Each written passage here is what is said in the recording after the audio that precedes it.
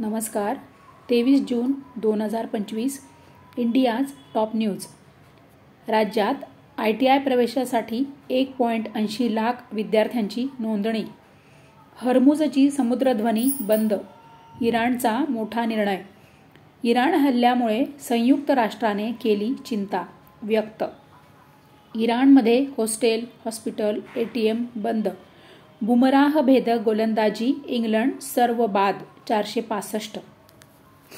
आपणा सर्वांना विनंती आहे, जर असेच आपल्याला सर्व टॉप न्यूज बघायची इच्छा असेल तर सर्वांनी आठवणीने चॅनलला सबस्क्राईब करून ठेवा आणि घंटीचे बटन दाबून ऑल नोटिफिकेशन ऑन करा आणि हा व्हिडिओ सगळ्यांना शेअर करा.